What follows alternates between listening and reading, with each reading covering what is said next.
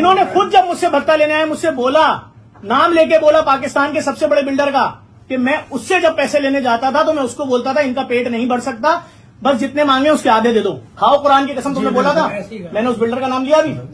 मैंने सिर्फ इनसे बोला तुमने दुनिया से भत्ता लिया होगा, मेरा उससे कोई लेना देना नहीं, मैं तुम्हें खैराती पैसे में भत्ता नहीं दूंगा। मैंने वहां जब शोर शराबा शुरू किया, इन्होंने कहा अच्छा फिर आप एक काम करिएगा, 15 करोड़ मत बोलिएगा, 14 करोड़ बोलिएगा। उसने 14 मांगे, ये बोला आपने? मैंने बोला हाँ या ना? मैंने ये भी नहीं बोला यहाँ पर कि इन्होंने अपने 1 करोड़ मांगे थे, 20-20 लाख। मैंने बोला भाई वो एक ब्लैकमेलर है, मैं पर्चा कटवाऊंगा। मैंने इनको ये तक बोला, बड़े बड़े लोगों के बीच में डाला। ये मुझसे राब्ते में आ गए, इन तीनों की मेरे पास घंटों घंटों की ऑडियो, जिसके अंदर इन लोगों ने पूरा बताया उसकी करतूत। भाई आपने अल-फजर वाले के वाकये के बाद छोड़ा था उसको जी, और उसने अपना कारोबार बंद कर दिया, उससे इतना भत्ता लिया है।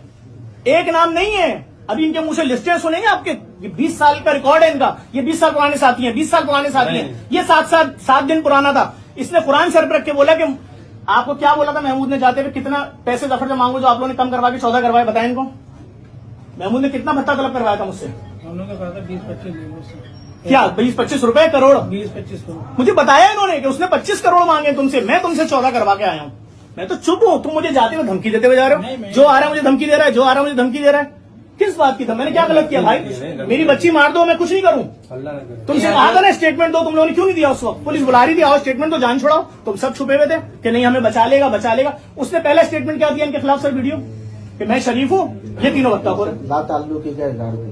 नहीं, आपने अभी जो जफर अब्बास साहब को जो धमकी दी है उसको क्या मतलब, आप इनको मार? मैंने क्या गलत किया? भाई हमारे बड़े हम तो साथ दे रहे थे शुरू से, जफर भाई से पूछ रहे तो मैं तो आपसे कह रहा था जफर अब्बास साहब आप सही नहीं कर रहे हैं। नहीं, हमने कहा जफर भाई ने कहा था मैं तुम्हारे साथ हूँ। मैं तो आज भी बोल रहा हूँ भाई कि आप लोग अगर सच बोलोगे, सारी चीजें बताओ। मेरा नाम मोहसिन है, मेरी दोस्ती है मंजर भाई से, यार अब्बास से। इनके पास महमूद अख्तर नकवी साहब बैठा करते थे। उनकी जफर भाई से सोशल मीडिया के ऊपर वो जफर भाई के खिलाफ पोस्टें चला रहे थे और उनकी ऑर्गेनाइजेशन के खिलाफ।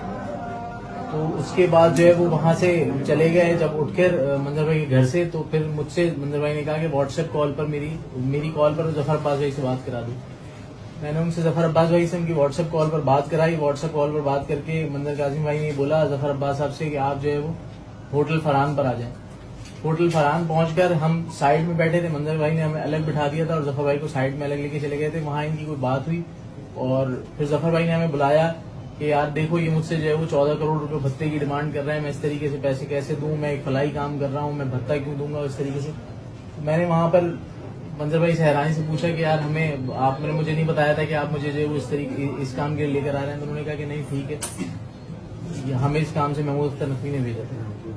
अच्छा, ये सिर्फ जफर अब्बास से ही भत्ता मांगा था या इससे पहले भी किसी और से भत्ता मांग सकता? मेरी महमूद अख्तर नकवी से मुलाकात को सिर्फ 7 से 8 दिन हुए। मुझे बिल्कुल भी नहीं मालूम कि इससे पहले किसी से भत्ता मांगा था या जो भी सिलसिला था। मैं सिर्फ 7-8 दिन मेरी मुलाकात। अच्छा, ये मंजर जिसका नाम आप ले रहे हैं जी, मंजर, ये अमूमन महमूद के साथ ही होता है? जी जी।